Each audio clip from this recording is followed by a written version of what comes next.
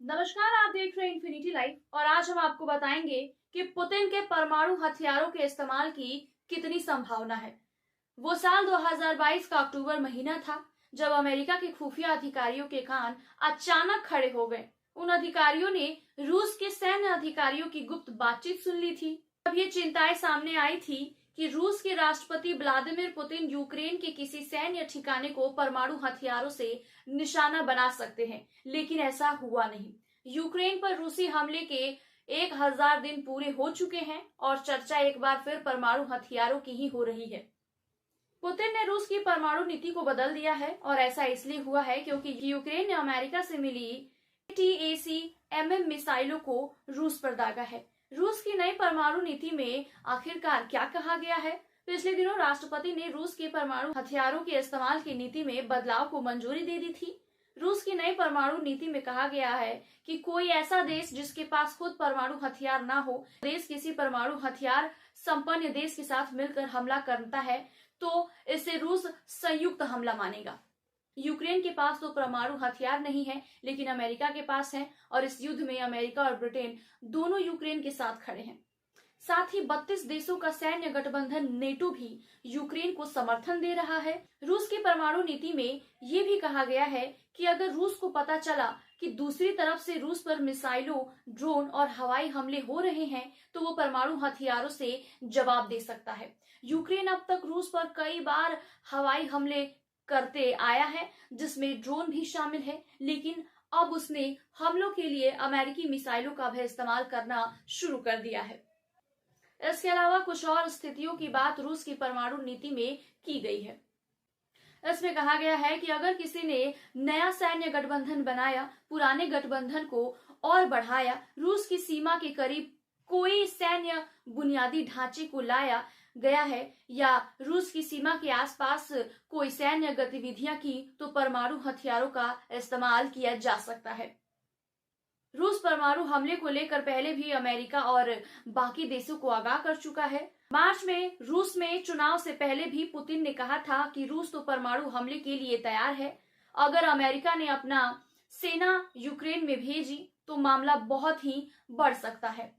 देखा जाए तो रूस के पास ही सबसे ज्यादा परमाणु हथियार भी हैं। वैसे तो कई देश अपने हथियारों के बारे में पूरी जानकारी नहीं देते हैं, लेकिन अब तक अलग अलग एजेंसियों के हवाले से जितना भी पता चला है उसके अनुसार रूस के पास ही सबसे ज्यादा परमाणु हथियार हैं और ये लगभग 5977 है।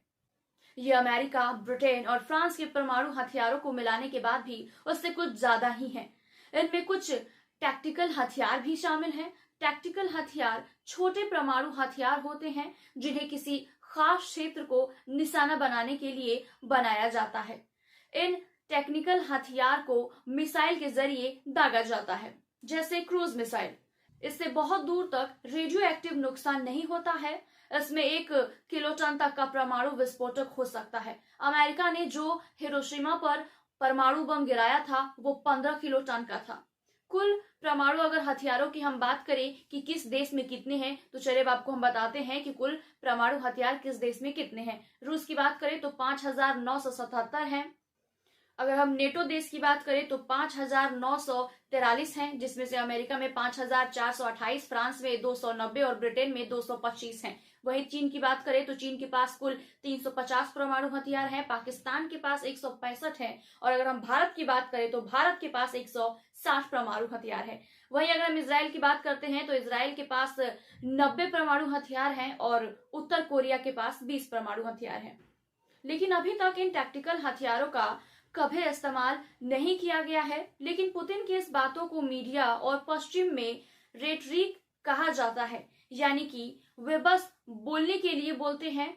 तो इस बात की कितनी आशंका है कि जो वो बोल रहे हैं वैसा कर भी सकते हैं। कुछ विशेषज्ञों का मानना है कि अगर रूस को बार बार झटका लगता रहा या अपनी हार का डर हुआ तो शायद टैक्टिकल हथियार का इस्तेमाल कर सकता है। हालांकि हो सकता है कि ऐसा करने के लिए चीन भी रूस का साथ न दे।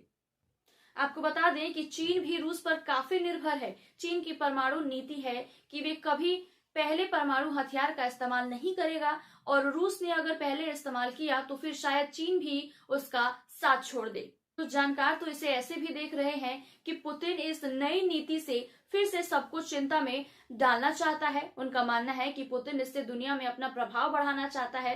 अमेरिका ने पुतिन की इस नई नीति की आलोचना तो की है, लेकिन उनके बयान में चिंता की कोई बात नहीं दिखी है। अब देखना यह है कि पुतिन का अगला कदम क्या होता है और वो क्या करते हैं। ऐसे और तमाम खबरों के लिए देखते रहिए infinity life. Please like, share and subscribe my YouTube channel.